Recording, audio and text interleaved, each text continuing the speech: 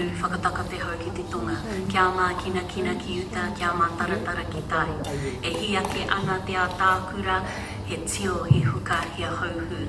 Let us bring the forces of nature together to lead us in our work and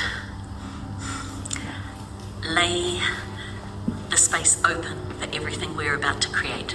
Thank you. Good morning, everyone. My name is Ani Zonovel, founder and president of Muslims for Progressive Values and the founding member of Alliance of Inclusive Muslims. I'm also on the United Nations Interagency Faith Advisory Council. That was a welcoming prayer from Elizabeth Kekere of New Zealand. Thank you, from the Maori tradition. Before we get started on this panel, which is titled Precolonial Societies on Gender and Sexuality, a Hindu, Muslim, and Indigenous Peoples Perspective, hosted by Muslims for Progressive Values and GIN-SOGGIE, I would like first to introduce and invite Ambassador Ngato Diseko to give her opening remarks. Thank you, Program Director. Good morning, colleagues. Good morning, friends. It's a great privilege for me to be present with you today to look at pre-colonial societies on gender and sexuality at a time when progress that has been accomplished on the rights of the LGBTIQ is being eroded. We see more hate speech at the highest level, and regression, the use of courts to push back, whereas you would expect courts to be the defenders of human rights. And all this is happening in a context where culture and tradition is used to justify all sorts of unacceptable things. So I believe it's important that we go underneath the report of the independent expert to look at what was happening in pre-colonial times. Is there anything that we can draw on, or was it all negative as it were? I do not believe that cultural excuses and arguments to deny LGBTIQ people their rights are tenable. I really don't think so. Just at the face value or prima facie level, I will recall a case that moved me in Devon, in KZN, of a young lesbian woman who was forced to commit suicide because of how the community she lived in treated her.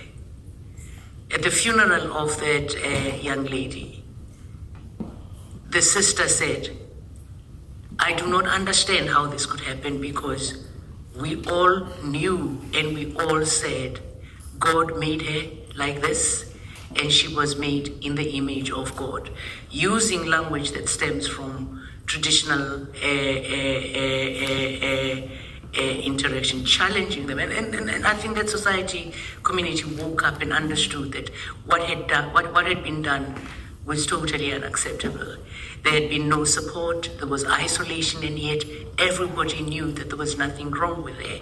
The sister kept on saying, you knew that she was God's child.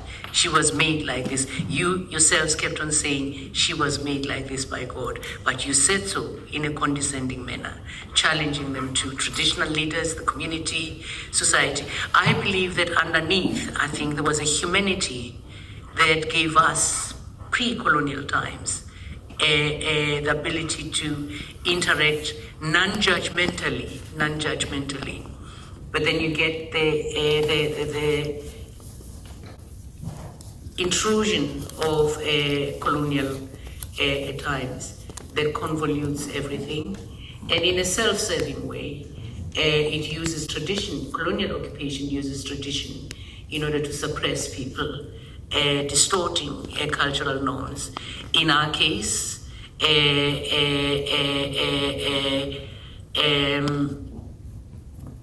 literally effacing references or language that is the basis for our common humanity, such as Ubuntu. I am because you are. I cannot exist without you, regardless of who you are. I am because you are. My humanity is dependent on your humanity. Just a simple statement. My humanity is dependent. It doesn't say depending on this or contingent on that. Simply put, Ubuntu says, my worth as a human being is nothing unless I accept and acknowledge your worth. That is a good basis also for the Universal Declaration on Human Rights that affirms our common humanity. It's important for me that this work continues, but it's also taken out to those that don't believe. We need to win people to believe, to understand, and shift them from where they are. This is the key recommendation that's coming out of Victor Matrikel's report. Because in current times, we're having a superimposition in Africa over and above the colonial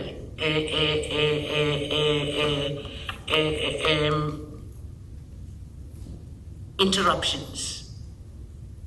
We're now having the moral majority, the moral right, in the villages in Africa on a daily basis, interacting with people, women and children, and driving home the fact that God discriminates.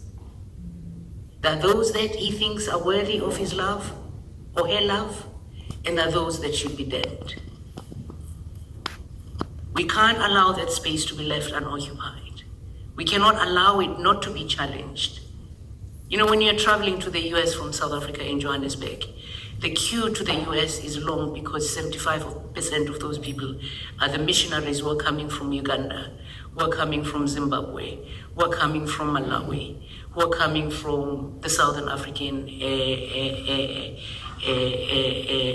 countries. And I don't know what we will find when we look into pre-colonial societies. I'm just using what I know, which is not well informed, but I suspect that there is no tenable basis that justify the kind of legislation that was put in place by the British and the French that has left us with the kind of situation that we have. And if there is, I think we have an opportunity to address that on the basis of what we know from science and the advancement of humanity in terms of human rights, the advancement of society in terms of human rights. So it's a great honor for me to be here and a privilege. I'm here to listen mainly, to be educated, to know, so that my argument and our work can be strengthened in terms of what we do. So that with our colleagues who say, no, it's always been like this in culture, that and that and that, we can say, no, it wasn't like this. It really wasn't like this.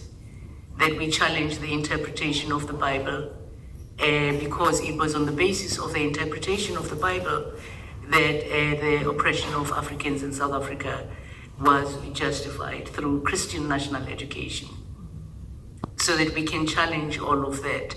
But as we do so, strive also, however difficult it is going to be, to find spaces in which we engage with those that need to be informed to shift policy. And I think the challenge for me is at the grassroots level. How do we enter that space? Who interact and the power that they have in communities by virtue of interacting on a daily basis, administering to the needs of the people, is just incredible. It is just incredible. And then the space of the provision of social services, when the poor have no alternative for their needs to be met, there is a price to be paid when those needs are met by demagogues and people who propagate hatred. Thank you. I was being reminded that my time is up. And I look forward to listening and coming out knowing more at the end of the session. Thank you very much. Thank you very much, Madam Ambassador. We appreciate you staying and wanting to learn from us. We look forward to partnering with you on other events as well. Again, my name is Anja Zonneveld. Muslims for Progressive Values, or MPV, is a faith-inspired human rights organization, and we often use sacred texts to affirm human rights. We are often challenged by more traditional and conservative Muslims of the positions we take, mostly accusing us of propagating a quote-unquote Western agenda. My response is usually very simple. Tell me, did we in Muslim societies criminalize homosexuality before colonization? The answer is no. Didn't we have women leaders, religious teachers, singers, and poets throughout the centuries? Absolutely, yes, we did. As a matter of fact, it is the ex-colonies of the world who have adopted the puritanical Christian values, and relevant to our work, it is the conservative Muslim societies who are propagating a quote-unquote Western agenda, albeit an old one that is unfortunately making a strong comeback. On May 16th, 2019, then UK Prime Minister Theresa May made history by issuing a poignant statement acknowledging Britain's role in codifying discriminatory anti-gay legislation across its former colonies. She said, "As the United Kingdom's Prime Minister, I deeply regret both the fact that such laws were introduced and the legacy of discrimination, violence, and even death that persists today." Other former colonial powers introduced similar legislations to the nations they colonized, enmeshing discriminatory laws, policies, and social practices for the fabric of those societies. National and international human rights forums must take into account these shared histories, especially the harmful legacies of colonization, if these systems are to be inclusive, just, and equitable. We are happy to share that out of the 53 Commonwealth countries, 38 countries have created a network called the Commonwealth Equality Network, TCEN, established to catalyze the meaningful change needed to end discrimination on the basis of sexual orientation, gender identity, expression, or sex characteristics. The network is accredited by the Commonwealth. In the human rights and policy circles, oftentimes old traditions is looked down upon as being unjust, backward, and irrelevant. Yes, some are, but not all. With this side event, we hope to emotionally move you toward understanding an old tradition, culture, and even religion that was egalitarian, inclusive, long before the Sustainable Development Goal number 17 became a number. We want you to be more open-minded and to see the wealth and value of some old and good traditions that existed before colonization by Western countries. Use this knowledge that you will gain today toward working across the aisle with member states whom you think are a hindrance to human rights. Remind them of their good traditions. Without further delay, I would like to introduce our first speaker, Dr. Elizabeth Kerekere of Maori, New Zealand. Ngā mihi aroha kia koutou. Firstly, I acknowledge the people of this land, the waters and the mountains. I acknowledge your ancestors and the sacred spaces of your people, all of you who are gathered here today. In particular, I acknowledge Madam Ambassador here and also the Ambassador from New Zealand that I'm really proud to see sitting in the audience and all of the dignitaries here. So, to our topic. Although I went to a Catholic school as a child, I believe in the ancient spirituality of our people as expressed through our wairua. And slide 2, please. Wairua is our connection with all things in the universe. It is about our relationship with our atua, our gods, our deities, higher beings, our ancestors, and the whenua, the land. This manifests for me in different ways. For instance, I have a particular relationship with Mahuika, the goddess of fire. When I was a baby, the bira was in caught fire, and she created a ring of protection around me. My parents found me gazing at the flames surrounding me. That explains why I can be a little bit fiery and also a little bit dramatic. Primarily though, My wairua means I have a personal relationship with Papatuānuku, our Mother Earth. She fuels my sense of being a woman and led me to getting my moko kauai. This is the physical manifestation of my true identity. It's a traditional sign of the power and the responsibilities and the contributions that our women make to the survival of our people. So yes, this is real, and yes, it hurt very much. But through that pain, I visited the spiritual realm where my ancestors live, and I returned as a new person with new responsibilities. Which brings me to my connection with our ancestors. I was raised to communicate with them through dreams and to seek their advice. They send me guidance and clarity. But again, I'm responsible to them. I'm accountable to them. I depend on them to know I'm on the right path. Another way that my wairua expresses itself is through my identity as takatapui. Takatapui is a traditional Māori term we've adopted to embrace all Māori with diverse genders, sexualities and sex characteristics, including whakawahine, tangata ira tāne, lesbian, gay, bisexual, trans, intersex and queer, I say whānau, our family. Takatapui identity emphasises Māori cultural and spiritual identity as equal to, if not more important than, those diverse genders, sexualities and sex characteristics. My wairua enables me to centre Māori culture and spirituality, to reframe how we consider gender and sexuality in our society. I believe that our conviction of who we are comes from that wairua, because it is about our place in the universe. Where do we fit and where do we connect? So most people are aware of their gender and sexuality from a very young age. For many of our extended rainbow family, this image here is from Ilga, Oceania, I think 2016, that was held in Wellington, New Zealand. For many of our extended family, their sense of themselves does not match the sex they were assigned at birth. From a young age, they are taught that they are wrong, that their wairua, trying to express itself, is wrong. Whakawahine means the essence of being a woman, and tangata ira tāne, the spirit of a man. So these are terms for those who are born with the wairua, or the spirituality of a gender different to the ones they were assigned at birth.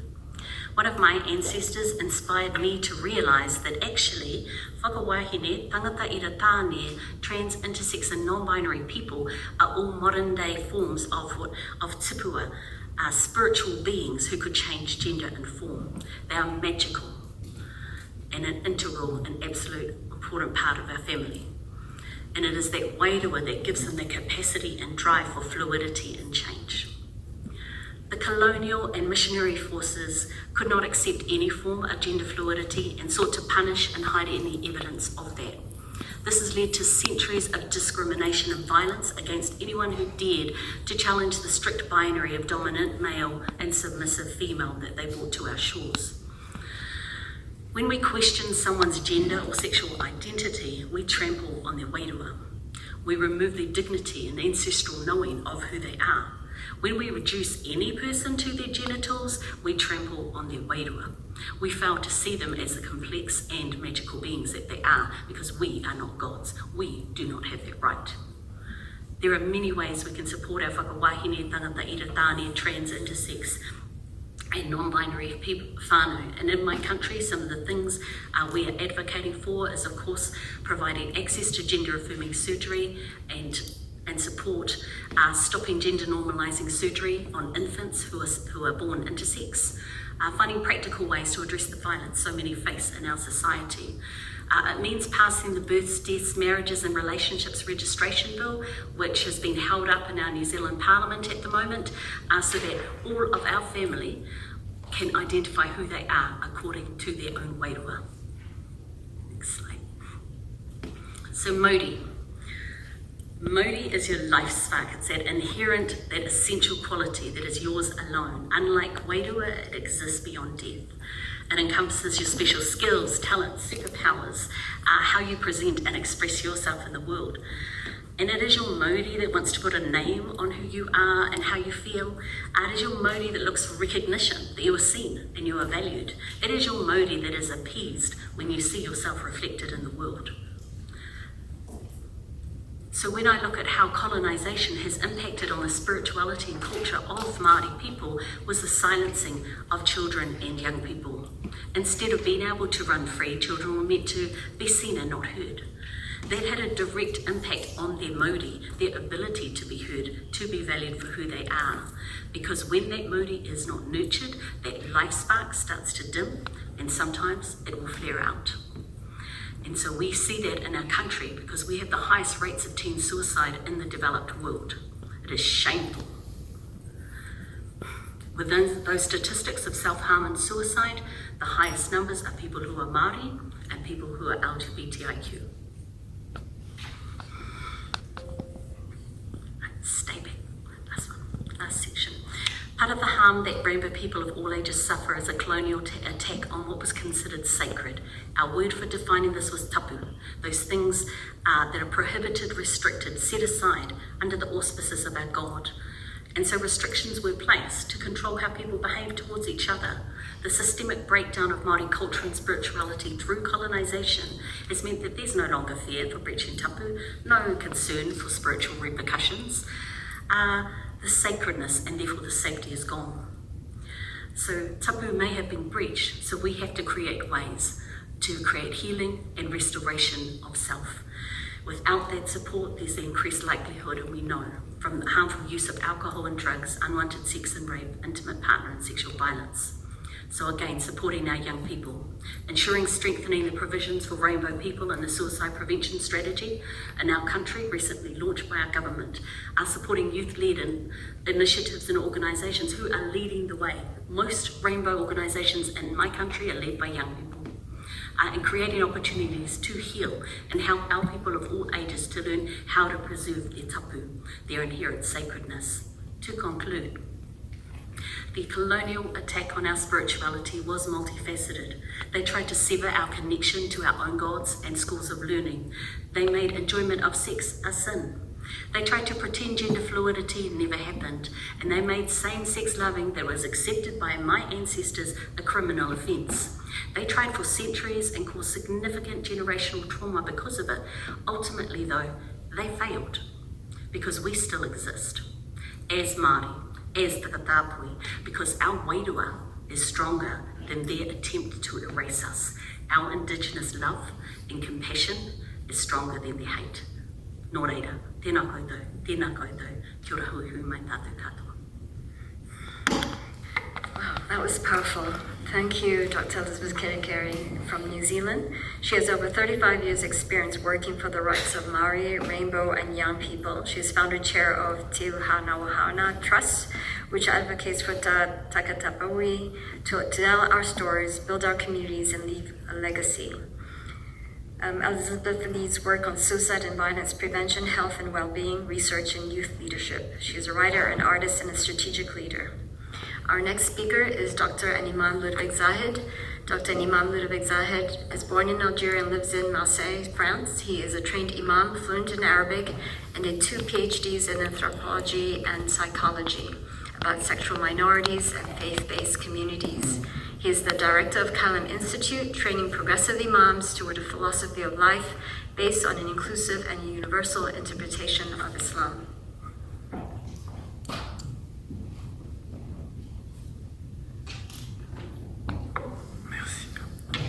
Assalamu alaikum, peace be upon you everyone. Thank you to be here. Thank you Madame l'Ambassadeur. Thank you MPV and GIN. So I'm going to try to give you basic food for thoughts about Islam, gender, sexuality, pre-colonial identities. Then second point, concrete example, women's sexuality, homosexuality, trans identity. How did they deal with that before colonization? And the last point about bullet points to keep in mind. Okay, according to scholars in the matter, progressive and inclusive currents are emerging nowadays, not excluding anyone, including everyone in our communities throughout the world. So it's a movement sociologically because it's more or less everywhere, and it's consistent. It's not appearing and then a few years later no one is taking the lead anymore. Second point, we have to make a difference between those terminologies that we see used when we talk about radical dehumanization, infrahumanization of minorities in Islam. Wahhabism, Salafism, Takfirism is something that is, takfir is a movement that appeared early in Islam and has been condemned by mainstream Muslims, and it consists of excluding and sometimes killing those who do not agree with you on this or that theological point. So that is not Islam, and that has been condemned by Muslims from the very beginning of Islam. Another distinction we have to make is between the first paragraph, Islam with a capital I, which refers, especially in French academic publications, to the civilization. And like any civilization, Islam could, in times of crisis, produce tensions, fascism, totalitarianism, and so on. This is not Islam per se, but yeah, it is also Islam. And the second paragraph is showing you the difference with Islam with a minuscule I, that some English-speaking academics would call Islamicate, referring to the philosophy of life, to the religious tradition. Three terminologies that we have to keep in mind also to understand those problematics is the difference between Sharia and fiqh. Sharia is by no means an Islamic law. Sharia, any Arabic speaker would know that Sharia is an avenue, a path towards God, illumination, paradise, name it. But it's not a law, it's not a dogma, it's not an ethical system. It's more about values and mystical representations and so on. Fiqh, on the other side, is the understanding of the divine message through the Prophet Muhammad, peace be upon him. So fiqh is what we should call, should identify as the Islamic law, Islamic laws, of course, because as many sects you have in Islam, subgroups and so on, you have as many laws. Culture, sociologically, is defined as the product of inter-individual interactions. So Islam before colonization, the Turkish, the European colonization in Arab Muslim, so-called Arab Muslim societies, has nothing to do or little to do with Islam nowadays in terms of relationship to sexual diversity, gender fluidity, and so on and so forth. Sorry for that sound. Okay, a concrete example now. Does Sharia equal fascism in terms of condemning homosexuality, for example? Fascism, one facey, we all have to be the same, etymologically. So there is more than 70 verses speaking about Sodom and Gomorrah, the Qawm Lot, people of Lot in the Quran. There is one verse that is very interesting, مَا سَبَقَكُمْ بِهَا مِنْ أَحَدٍ مِنَ الْعَالَمِينَ, which means more or less, nobody has done that abomination before you. 5,000 years ago it was.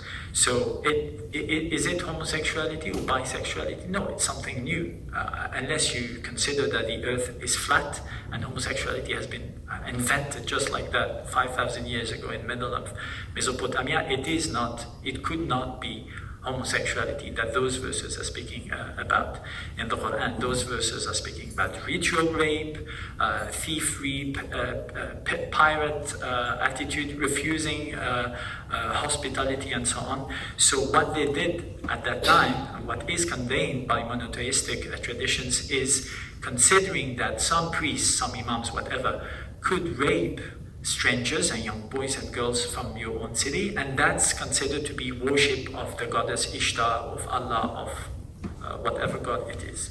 And plus, last point, it never speaks about lesbians. Never. It's always man, patriarchs being married. You are leaving your wives at home, one verse of the Quran says, and you are raping those people.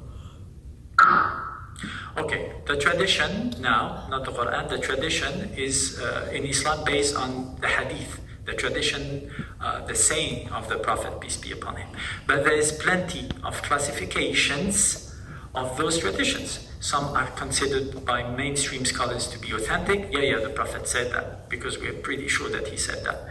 And some are considered to be pretty much apocryphal. They popped up years, decades, centuries sometimes for some of those traditions after the death of the Prophet.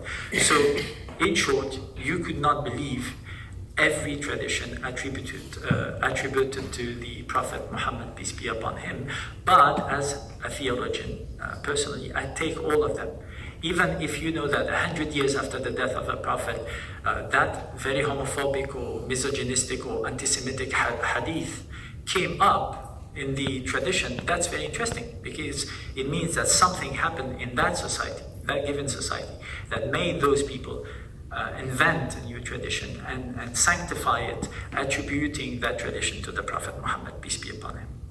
So, very quickly, the Prophet, according to the tradition, didn't kill any homosexual or trans. I mean, that terminology, it didn't even exist at that time, but it appears that he proactively defended transgender Muslims at that time. He welcomed them at home, gave them job, protected them against transphobia, homophobia, as we name it nowadays. Second point, those people are called in the tradition mukhannathun, mustarjilat, amongst many others, other terminologies. Mukhannath is the one who is embodying femininity, so it's a feminine man. Mustarjila, it's could be translated by masculine women. Third point, women were not considered to be inferior to man, and transgender identities were not considered to be abnormal at that time. So that came 17th, 18th, 19th century through that, first of all, academic colonization, and then political and territorial colonization of the Arab Muslim societies. And Arab Muslim literature is full of women, explicit images about women's sexuality, non-heteronormative, same-sex, transgender identities, and so on. And then early 20th century, for example, in Cairo, 1925, you have the first publication of 1001 Night, very famous Arab pre-Islamic recueil of stories, without anything concerning women's sexuality and homosexuality. So that's not a coincidence also why so-called Arab nationalism was raising at that time. So very quickly, once again, you have plenty of counter-arguments about body punishment. For example, stoning gays. Stoning is not in the Quran, nowhere. You don't find any verse speaking about stoning, full stop. So stoning gays, nowhere either. Homosexuality per se, that's also a term that we don't find, because identity representation, the relationship to sexuality, to gender, to personal identity and tribe identity, groupal identity was not the same at that time. So it's tricky, but it's also very interesting to try to understand how did they consider those fluid and diverse identities from their perspective through the tradition.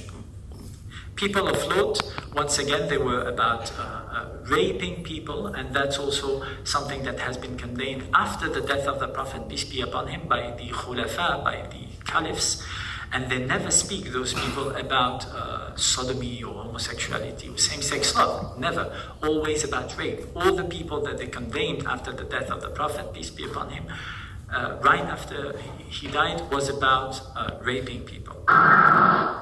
So, to finish, a few bibliographical references. The first one, I like it very much because it gives you a lot of stories about non-heteronormative identities before colonization. All those terminologies and so on, you find them in that book, and it's not accusing anyone.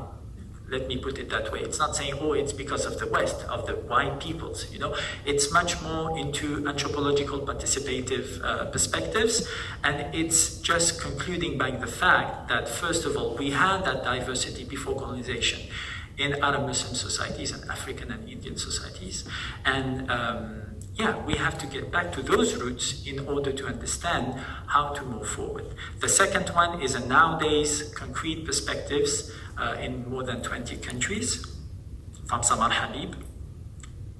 Those two books are systematic and systemic studies of homosexuality, trans identity in Islamic scriptures, so everything that has to do with that in relationship to those topics, to make a coherent system. Because if you say Islam is peace and then you pretend that Islam calls to kill homosexuals and Jews and Christians, then it's not peace anymore, so it's not coherent.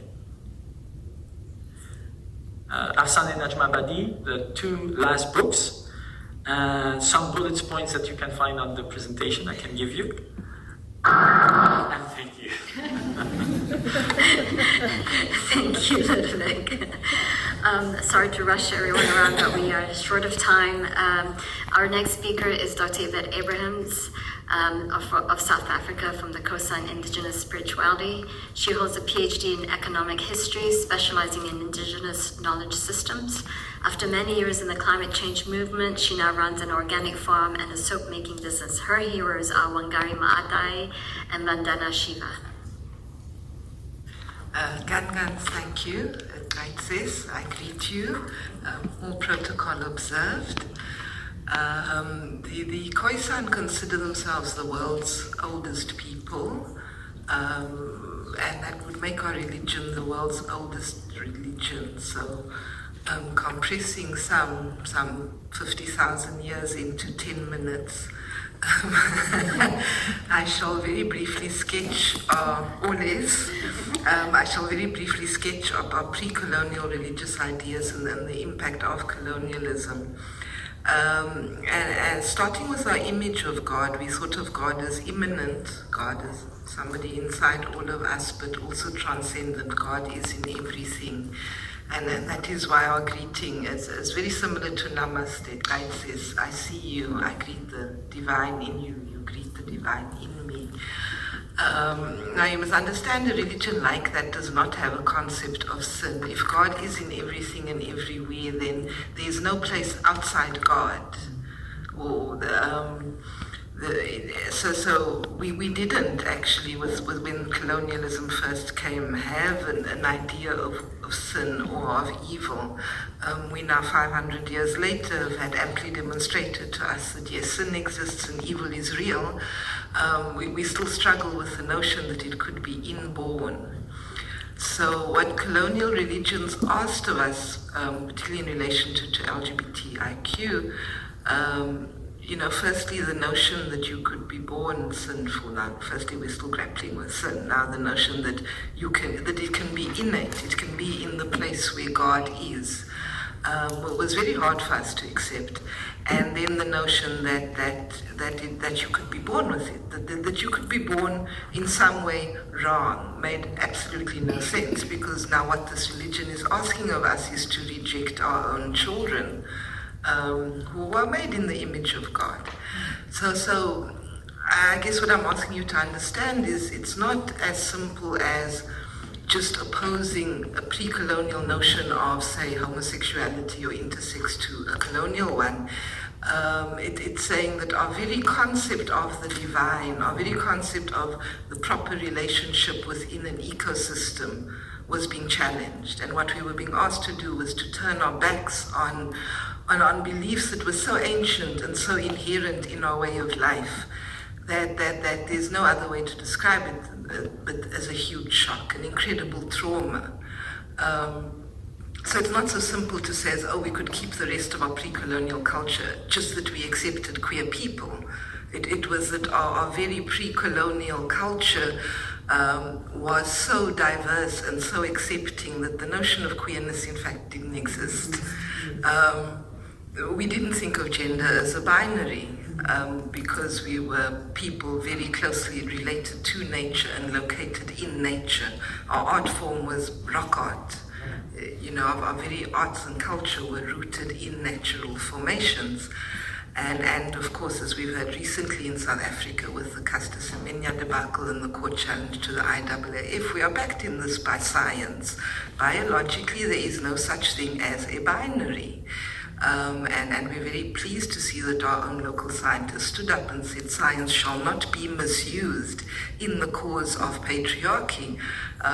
Being, of course, South Africa with our own particular history, we said this since the 1950s about racism. We said scientific racism is an abuse both of science and of human rights, because to attempt to draw a line where nature does not draw one is abusing the very concept of knowledge. And so we're happy to see that in 2019, at least, our science are beginning to see the same when it comes to gender. There is no line in nature when it comes to gender. You get species that have one gender, you get species that have two genders, you have species that get three gender, the third gender being understood sort of in a very oral history narrative tradition as that gender which is neither of the extremes. And the God, by definition, is then above gender because God is the one who creates gender. So to think of God as he or of God as she is equally sacrilegious. I do think of God as she, but I acknowledge that this is my human frailty. This is my need to assign it. In other words, I'm not trying to create God in my image. I'm accepting that actually this is just me that's not grasping this notion of somebody above gender. But so colonialism for us in terms of gender relations to then impose this unbiological narrative, this unnatural narrative of there's a gender here and it's male and there's a gender here, it's female, and everything on the spectrum in between is then somehow wrong. It went against our very epistemology, our very ontology, our very way of viewing the world because an ecosystem is composed of diverse species. A strong ecosystem is a diverse ecosystem. And so what you're asking us to accept that it's somehow better, it's somehow higher, it's somehow more spiritual, to deny diversity, again, is traumatic because it's severing us from our rootedness in nature. I think lastly I'm going to then just end with all of this happens in a context, in a spiritual context where gender is not a big deal. I'm asking you to think of a way of viewing the world in a society where me, Yvette, I am because I'm the daughter of this person, I'm the granddaughter of that person, I'm of that clan is of that tribe, who is of that people, and that is primarily my identity. It's often said in Africa that this whole notion of marrying the opposite sex makes no sense because in Africa you don't marry a person, you marry a family, you marry a lineage, and the representative of that lineage, the gender is almost irrelevant, and it's, so the West will talk about Africa as a continent of same-sex marriage, but understand that from our indigenous approach, the gender is actually not the point. The point is the joining of two lineages, and that is why we give cows to show the mixing of blood, the joining of genomes. Whether the representative of that lineage is biologically male or biologically female or biologically something else is comes last on the list of considerations for marriage. In the same way, what I do and how I live is mostly non-gendered. We have a huge celebration in rock art of breastfeeding, which is a clearly gendered activity. We have another of hunting, and the belief that, well, the people with the capacity to give life should not take life. So there's a very clear gender division. But the body of the people that choose to hunt or the people that choose to parent is really not that important. And so you find most of our representations are not gendered because the thing that we are doing at that point is not gendered. We are telling stories, we are dancing, we are worshipping. Those are not gendered activities. And so I would easily spend, as a traditional Khoisan, 80% of my life not being a woman or a man or anything but a human being. So I shall leave you to ponder on that. Thank you very much. Amen to that. Our next speaker is Manisha. She is from Nepal, a transgender activist working with Blue Diamond Society. She is one of the founder member of Asia Pacific Transgender Network and a former co-chair of ILGA Asia. Manisha works on sensitization of activities with religious leaders of Nepal to advance LGBTI rights there. On 21st December 2007, the Supreme Court of Nepal issued a landmark verdict directing the government to enact laws enabling equal rights to LGBT persons and citizens. Manisha was involved in the court pleadings on this case on behalf of LGBT people before the Supreme Court. Manisha.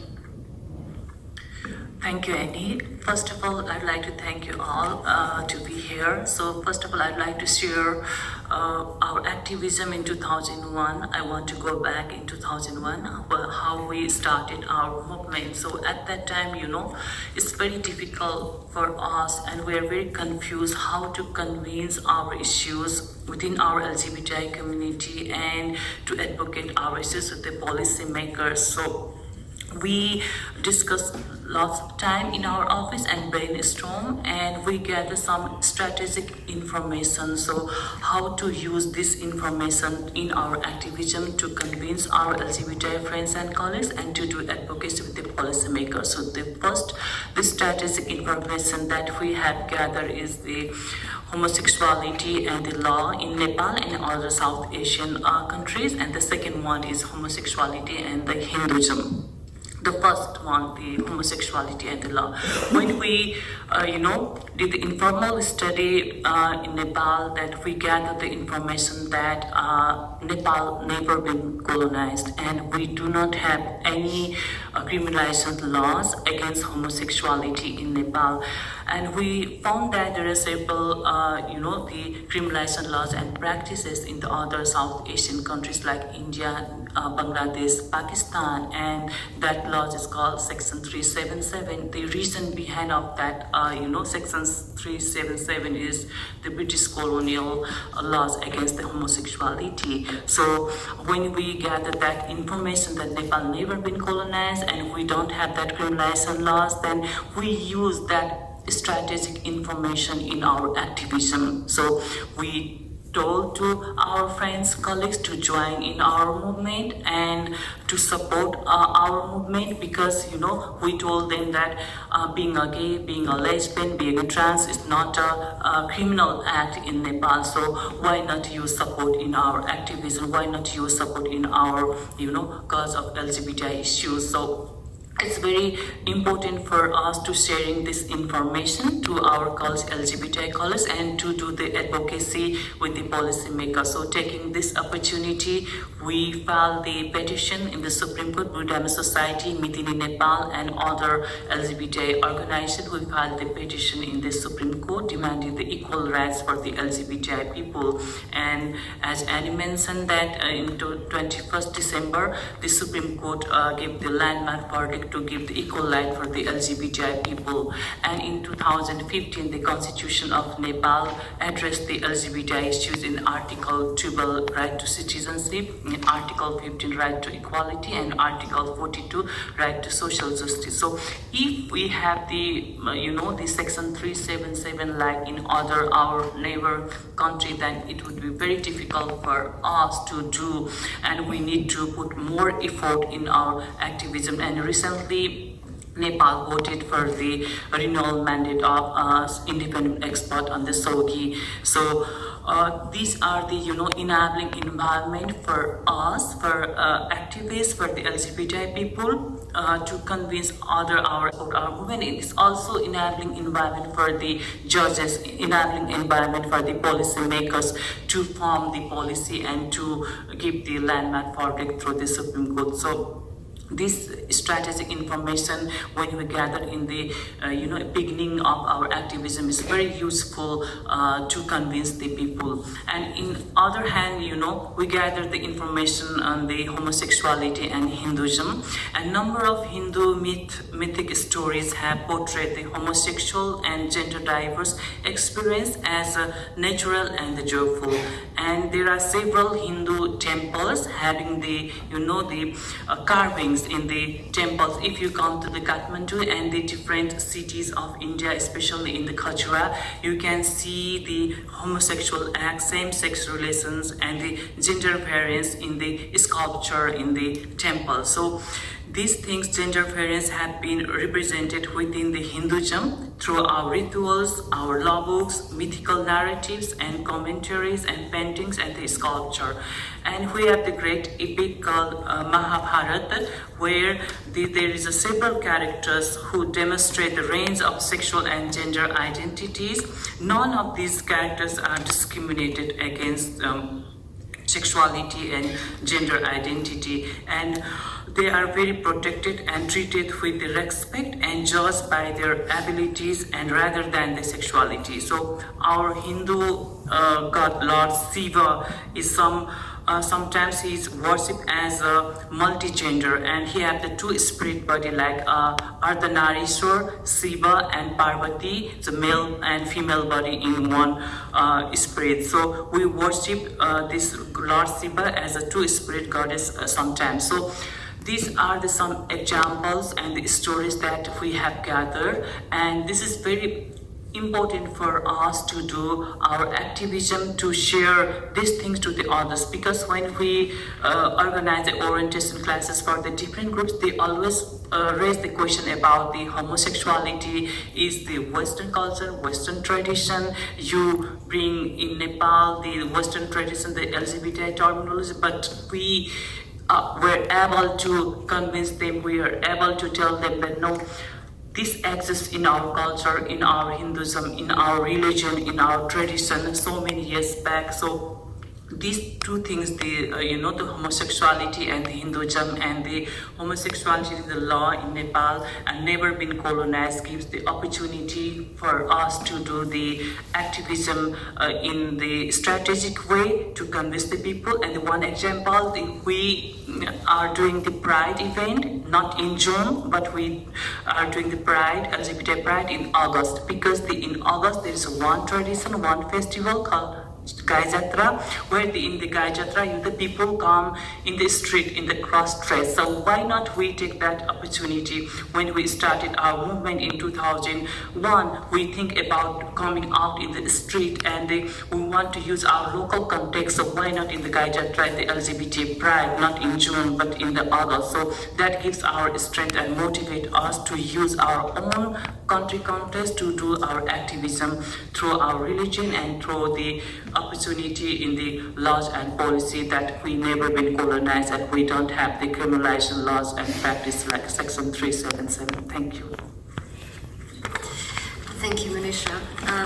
We have just 2 or 3 minutes left, but before I turn it over to the public for any questions that you may have, I would like to take this opportunity actually to say that we are requesting a call to action for the colonized countries, particularly the Dutch, the French, the UK, Portugal, Spain, to reassess the harms that they have inflicted on many of the colonized countries, and for them to take a more proactive action as far as to undoing it, if there's any influence that they have on their colonized countries that they have impacted.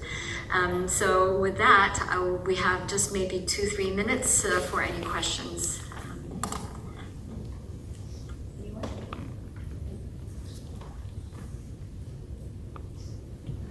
So, yes, anyone there? No? Okay. All right, go ahead. Gentleman in the white shirt. Thank you. It was wonderful to hear all of your input, but I just want to ask you all, unfortunately, one of the side effects that has emerged in concentrating on the negative effects of sort of post-colonial, or the effects of colonialism rather, is that it has generated two things. One, it has sequestered the issue within a colonial sphere and has been unfortunately used by many individuals in order to avoid any criticism that is coming directly from the countries that we are currently inhabiting.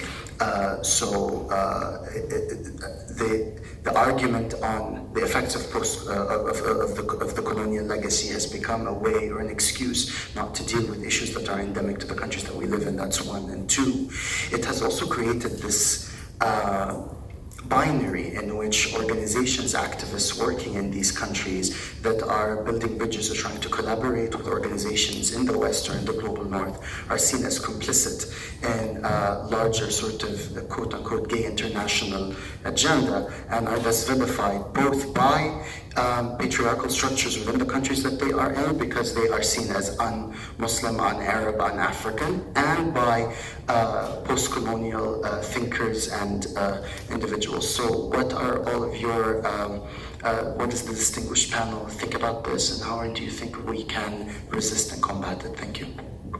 Yes, I do agree, and that's why I recommended, as I said before, references that are not into black and white perspectives, and I will add to that, to what you said, that it also put those people, our people, in a very childish position where we're not even able to free ourselves in 50, 60, 70 years from those laws that has been imposed to us by colonization. So in terms of agency, and how do we deal with our identities, it's not also a way forward. Thank you. I'm glad you raised the question, because it's about strategy. And for me, in as much as damage was done by colonial powers, it's us that can undo the damage and remove the excuse that, well, this is an external thing that has nothing to do with the reality. And I'm saying because of how that approach has created a toxicity that has rendered, for example, the African Union paralyzed in terms of moving. We need a different strategy. Us. Through the programs of the UN, let's enter that space so that we can generate at grassroots level a movement that's organic, that says, we're going to vote for you only if you do right. And it's possible to do that. It's possible to do this. When this became an issue between Museveni and Obama, you'd lost a lot of Ugandans. You needed to recalibrate your strategy and expand the forces that you work with and allow the agency that must happen. These stories for me really are empowering, that ought to be shared. Grandmothers are really very powerful. There is no grandmother that will agree to the disclaimer. You know, when you're saying there's something wrong with a person, you're saying there's something wrong with God. If we're all made in the image of God, there's a part of God that is unacceptable. No grandmother in an African village will accept that. So the urgency for me is in recalibrating the strategy. Yes, let's get the money from the colonial powers, but let's shape our engagement with our leaders and engage with the African Union, the structures of the African Union. Alex, do you have a question?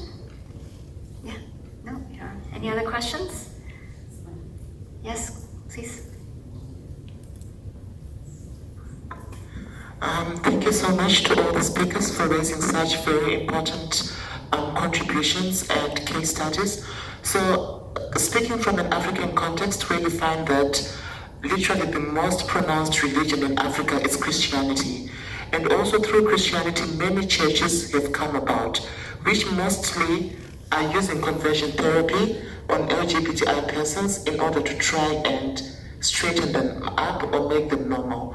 So I wonder, what advice do you have on how we can also increase our advocacy approaches within the Christianity context? Because definitely it is a growing religion, and it is also affecting a lot of anti-LGBTI laws. I've been asked to respond, but I feel hampered by the fact that I'm not a Christian. Ambassador, could you perhaps? The organizations of Christians, Bishop Mahua, those leaders, I think let's leverage those leaders. But at the same time, the phenomenon you're talking about is the industry of popular churches and enterprise, where it's black and white, and a whole load of practices that keep people captive and dependent on cult, pseudo-religious leaders is a problematic. So you need the voices of actually the traditional churches. You need the Anglican Church to speak out. You need the Catholic Church to speak out.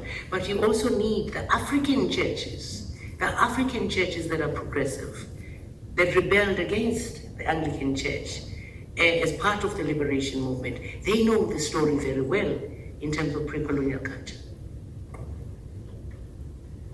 May I add something? Sure. Very shortly about Muslim so-called therapy for LGBTs. So yeah, as I put in the bullets at the end, the songs, the poems and so on. And sometimes when you do dialogue with very dogmatic, homophobic, transphobic leaders, Muslim leaders who believe that you're obsessed, you know, that you are abnormal and so on, talking about that might help. Sometimes you could not even talk about that, so you have to use a side strategy like just praying together, because they think you're possessed and they start not looking at you. And after a few hours of debate and conference and so on, they like talking to you like a brother or sister, whatever they identify you with. So there's different good practices, and I think that GIN is also doing a study now at the moment about those best practices. All right, with that, we conclude this session. And thank you so much for attending this side event, and I hope you got a lot out of it, and please use the resources. It will be up on our respective websites, Muslims for Progressive Values and GIN-SOGGIE. Please do share. Thank you.